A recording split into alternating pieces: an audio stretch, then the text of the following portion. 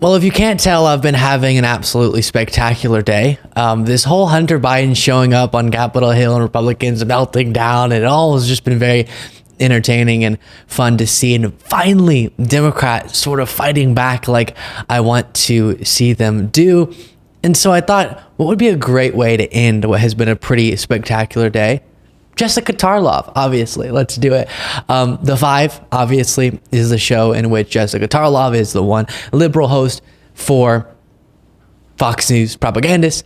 And she just single-handedly takes them all down with facts on a regular basis. This time was no exception. Of course, the context being Republicans were holding their hearing, deciding on whether or not they would hold Hunter Biden in contempt of Congress for defying the congressional subpoena. He said that he would show up and testify, but it had to be public because of Republicans' track record with misconstruing the facts of these closed-door depositions, as they definitely did with Devin Archer and so many other people. So Hunter Biden says, I'll testify, but it has to be publicly. So they're having this hearing, and he shows up as if to say, I'm here. Question me now. Of course, they didn't. It was fantastic. Watch my previous segments if you haven't already, covering that. Then Jessica Tarlov coming again to put a cherry on top of this milkshake of a wonderful day, and makes her co-host very angry with just stone cold facts. Jessica, the guy knows he's going to get a pardon one way or the other. So this is just what? It's just a charade? I don't know anything about the one way or the other because his father has been consistent that he is not going to pardon him. So you think if Donald Trump wins, he's going to pardon? You think a politician would never be inconsistent? I think it could happen. I do not think that it will happen in this case. I think that this is something Joe Biden feels strongly about. And I don't think it would be something that would completely undermine what he had been talking about for years. So you're saying if Donald Trump wins the election and in the lame duck session, Joe's on the way out.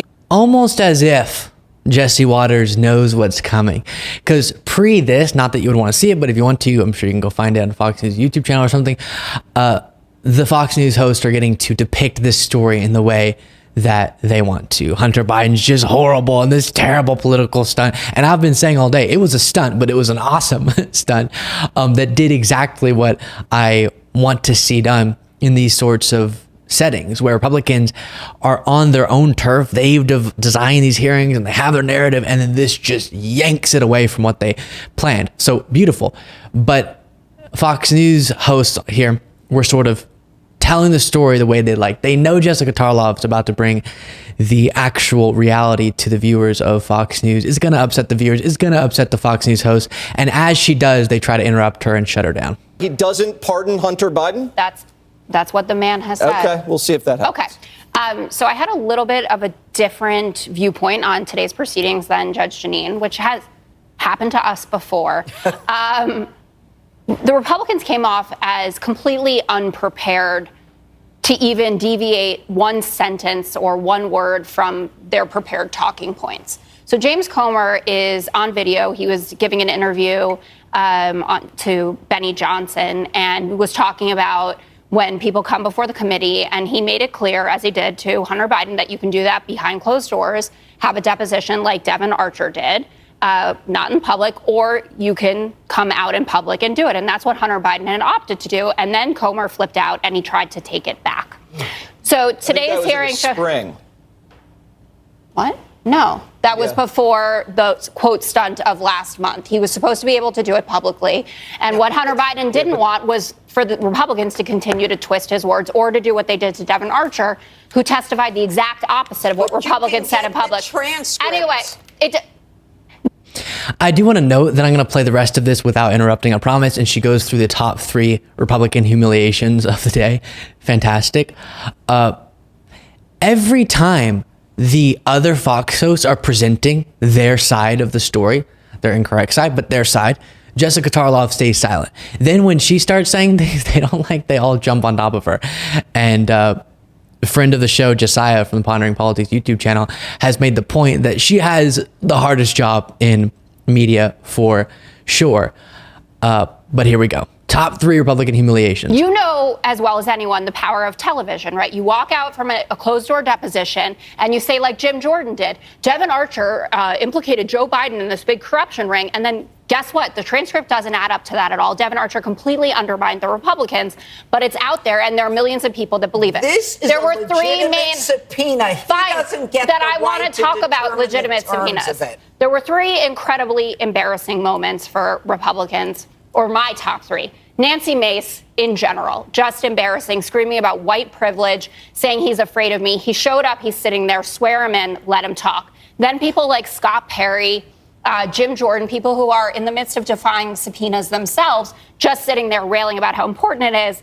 And then you said Hunter Biden got bored and he left. He intentionally embarrassed Marjorie Taylor Greene, who held up, again, another poster of his genitals. The woman is obsessed with it. Okay, that's good. That's 3, right? I think you said you're going to name 3.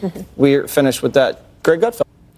And then moving on, I'll show you Greg Gutfeld in a second, just to give you a sense. You just heard reality, then you can hear Greg Gutfeld's version. Crazy town. By the way, it looks like, however I recorded this, the video is sort of stretched sideways, which is weird. Who knows? But she brought up Marjorie Taylor Greene. I didn't get to cover this because it happened very recently. Marjorie Greene showed nudes of Hunter Biden again. Slightly, blurred out or whatever, blacked out, but she is obsessed. So weird, so inappropriate, disgusting. Here's a quote, okay, from me. If you have to resort to revenge porn to make your point, you don't have a strong point, okay? And I'll leave it there on the Marjorie Greene thing. Then, as Jessica Tarlov pointed out, this faux outrage about, you're not complying with a subpoena. There were people in the room, Republicans in the room, who didn't comply with congressional subpoenas when it came to the January 6th Select Committee. So, as I covered today, Jared Moskowitz kept saying, I'll vote to hold Hunter Biden in criminal contempt of Congress if you'll vote to hold all these Republican Congress people in criminal contempt of Congress. Fantastic. So hypocritical. So ridiculous. Also, it's important to point out, as Jessica Tarlov did, that James Comer and Republicans were so hyped about Hunter Biden. Come on, testify publicly, yeah. And that quote from Comer saying it can be private or public, then they flipped it around. Bait and switch, as Jamie Raskin called it. Devin Archer, one of the points Jessica made was Devin Archer is the perfect representation of why Hunter Biden doesn't want to testify privately, doesn't want to do a closed-door deposition. Devin Archer destroyed the entire Republican case, and then they went out and pretended like he said the opposite of what he said. He said Joe Biden had no involvement in Hunter Biden's business to his knowledge. And then they come out and say, see, he said that Joe Biden was a part of the Biden crime family, money laundering, blah, blah, blah. That's why. And then what happens is you make the headlines. A bunch of people hear, Republican witness confirms Joe Biden engaged in corruption. Then weeks later, or whatever it might be, the transcript comes out. It's fact checked. That's not at all what Devin Archer said. He said the exact opposite when he was asked point blank. And less people hear about that so often. Right-wing media doesn't correct the record for sure. And mainstream media, now it's not the big news story, so it can kind of fall by the wayside. So Devin Archer, Hunter Biden's former business associate, his experience serves as the perfect reminder to Hunter Biden of why he's doing what he's doing currently, saying, I will testify. Even though this whole investigation is ridiculous, I'll still entertain it with a testimony, but it has to be publicly.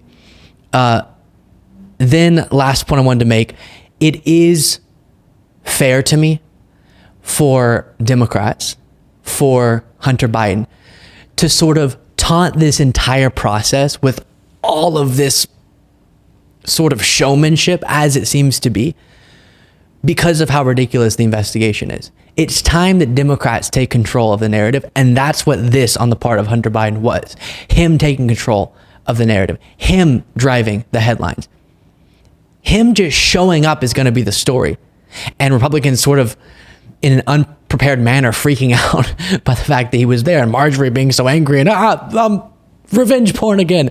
That's going to be the story instead of a perfectly crafted, well-prepared narrative that Republicans put together. And that's so wonderful. So credit to Hunter Biden and Democrats for that. It's time to openly mock and pull stunts and ridicule in every way imaginable and try to, again, take control of the narrative when it comes to this Joe Biden crime family investigation. It's time, and Democrats are doing that, which is fantastic to see. Okay, now let me just play for you a little bit. I won't subject you to it for very long. The alternate universe version of today's events, or the response to today's events. This is from Greg Gutfeld. Is Joe Biden, because if he had not have run all of these shady deals by Hunter Biden to pad his dad's life of luxury wouldn't have come to light. Fact is, Joe Biden, for most of his career, had way less money than most people in similar positions, meaning the Senate, have. So his life of luxury. Now, after he became vice president, he left the vice presidency, and then you can do a lot of book deals and speeches and all that and make lots of money, as almost everyone does with those sorts of positions of power in the rearview mirror. But for most of his career, where's all of this money and the life of luxury that you're talking about? in his defense, was just doing his job. It's a corrupt, money laundering, influence peddling job, but he assumed it would continue under the radar, but no more. You know, Jesse, it's like as if you... Yeah. So just imagine yourself watching Fox News. Why? But just imagine it. You see Jessica Tarlov. Most viewers go, liar. And then hear Gutfeld just baselessly saying there was money laundering going on, and Biden is the leader of the Biden crime family, and this historic criminal. And that's when they start going, okay, good. Now we're back to reason. Now we're back to logic here on the Fox News network. It's pretty unfortunate. Obviously, what he said there was ridiculous, but credit to, once again, Jessica Tarlov for spitting facts on Fox News.